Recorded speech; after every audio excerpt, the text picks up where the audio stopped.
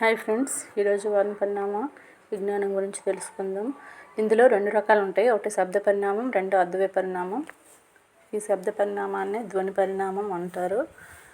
ధ్వని పరిణామంని ఇది బాహ్య మార్పు, అద్ద పరిణామం అనేది వాటి యొక్క అంతర్మార్పు. బాహ్య మార్పు అంటే ధ్వనుల యొక్క మార్పు అనేది మనకి క్లియర్ కట్గా తెలుస్తుంది. ఇది నెట్ సెట్ ఎగ్జామ్ ప్రతి ఎగ్జామ్కి ఇస్తాడండి. ఈ ధ్వని పరిమాణంలో ఏదో ఒక బిట్టు నెట్ ఎగ్జామ్కి ప్రతి ఇయర్ ఇస్తాడు. ఒకసారి చెక్ చేసుకోండి.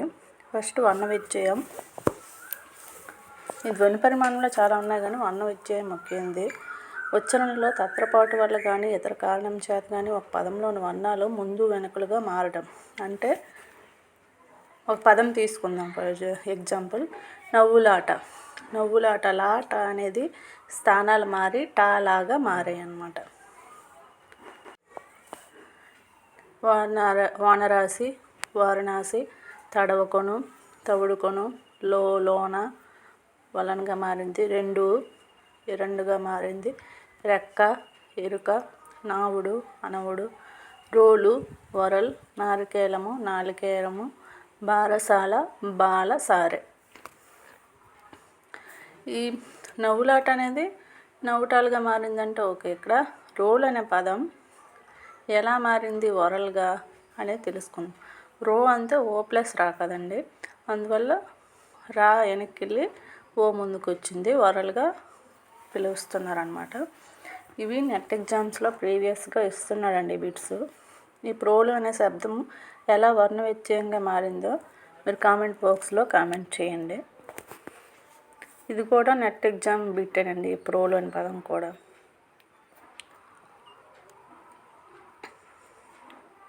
వర్ణ వ్యత్యయంలో ఏదో ఒక టాపిక్ నుంచి అంటే డైరెక్ట్గా బిట్టేస్తాడండి. ఇస్తే మనం వాటిని పెట్టడమేనే. సెకండ్ వర్ణనాశం. సమాన వర్ణం కానీ వర్ణ సముదాయం కానీ తిరిగి వస్తుంటే అందులో ఒకటి లోపించడం. సమాన వర్ణం, ఇక్కడ గా కా అనేది వర్ణాలు సమానం కాదు, కానీ వర్ణ సముదాయం లేండి కదండి. కాఖ గా, అందువల్ల వంగ ప్లస్ కాయ వంకాయ అయింది. గా అనేది లోపించింది. ఎంత ప్లస్ దాకా, ఇక్కడ తా లోపించింది, ఇక్కడ పూ లోపించింది. పెద్ద ప్లస్ తనం పెత్తనం, తెలివి ప్లస్ పొందు తెలివి ఉందు. విధంగా వర్ణనాశం అంటే రెండు ఒకే రకం వర్ణాలు కానీ వర్ణ సముదాయాలు కానీ వచ్చినప్పుడు ఒక వర్ణం అనేది లోపిస్తుంది. దీన్ని వర్ణనాశం అంటారు.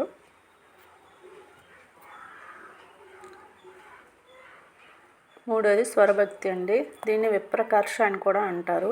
అంటే భిన్న హల్లుల మధ్య మరో వర్ణం చేరడం.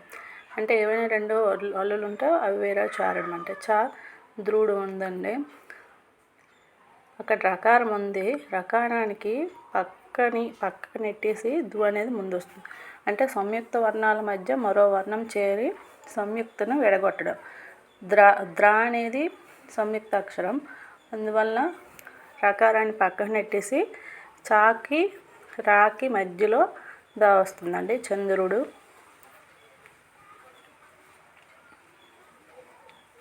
చంద్రుడు ఇక్కడ చంద్రుడు అయింది. అంటే రాకి పక్కని పెట్టేసి దా మధ్యలో వచ్చి చేరింది చంద్రుడు. రాత్రి కూడా అంతేనండి. రకారానికి మధ్యలో తీ వచ్చి చేరింది రాత్రి. యాత్ర, నిద్ర, నిదుర. అంటే సంయుక్త వర్ణాల మధ్య మరో వర్ణం చేరుతుందండి. ఇవన్నీ కూడా ప్రీవియస్ ఇయర్స్లో నెట్ ఎగ్జామ్కి ఇచ్చిన బిట్సేనండి. ఒకసారి చెక్ చేసుకోండి. ప్రీవియస్ బిట్స్ అన్నీ చెక్ చేసి నేను క్లాస్ చెప్పడం జరిగిందండి. విప్రకర్ష, ఇది కూడా ఎగ్జామ్లో ప్రతి ఎగ్జామ్లో ఇస్తాడండి. స్వరభక్తి అని అనవచ్చు, విప్రకర్ష అని అనవచ్చు. వర్ణాగమం లేదా వర్ణాధిక్యం అండి. అక్షరాన్ని కానీ వర్ణాన్ని కానీ పద మధ్యలో కానీ అంతంలో కానీ చేర్చి అభివృద్ధి కావించడం. ఉచ్చారణలో ఏదో కొరత కనిపించడం చేత ఇలాంటి ఆధిక్యం వస్తుంది. కొరత కనిపించదు, కానీ కనిపించినట్టు అనిపిస్తుంది. నడవడి ఉందనుకోండి, కా చేరిస్తే నడవడిక అయింది. కోలాటం, నడిరేయి, ఇక్కడ కా చేర్చినప్పటికీ నడవడి అనేది అర్థమిస్తుంది, కానీ లోపించినట్లు అనిపించి మనం వేరొక అక్షరాన్ని చేరుస్తున్నాము అంతేని.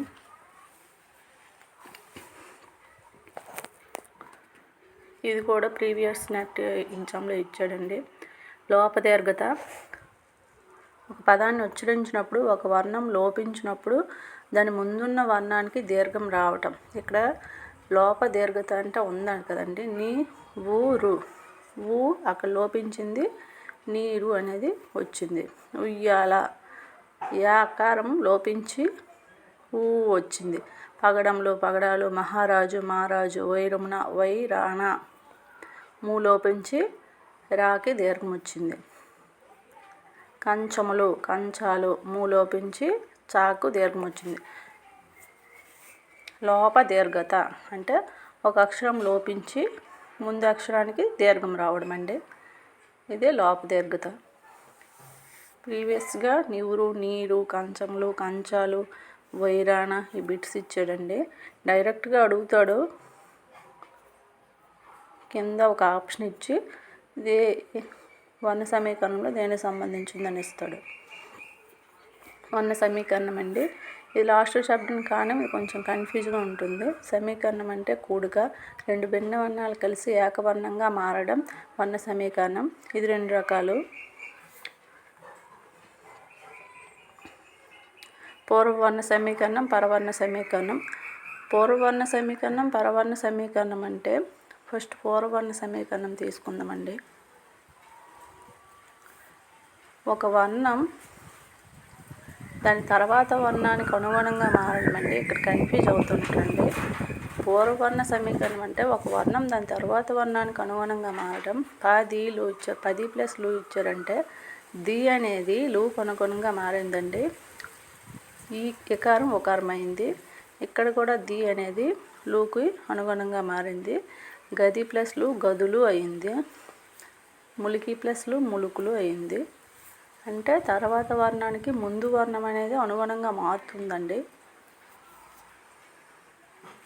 పరవర్ణ సమీకరణం అంటే ఒక వర్ణం దాని ముందున్న వర్ణానికి అనుగుణంగా మారటం లేదా పూర్వవర్ణంతో పరస్పరం సమీకరించడం.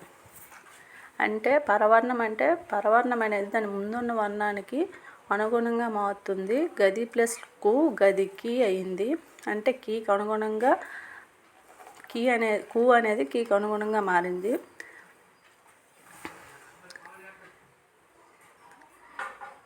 దాని ప్లస్ కు దానికి అయింది. కు అనేది నీకు అనుగుణంగా మారింది. కొల్లు ఈజ్ ఈక్వల్ కుళ్ళు ఎలాగైందంటే ను అనేది పూర్తిగా లకారం అయిపోయిందండి. మీద ఎగ్జాంపుల్లో ఒకటే మారింది కానీ ఇక్కడ పూర్తిగా మారింది. నిత్యం నిత్యం అయిందండి. ఈ కొన్న వేడి నీళ్ళు డి అనేది పూర్తిగా తొలగిపోయి నీ అనే నికారం నీ కిందనే వచ్చింది. అగ్ని కూడా అంతేనండి. నకారం తొలగిపోయి గకారం అనేది వచ్చింది. అంటే పూర్తిగా మారచ్చు, పాక్షికంగా అయినా మారచ్చండి. ఈ ఎగ్జాంపుల్స్ అన్నీ ప్రీవియస్ బిట్స్లో ఇచ్చారండి.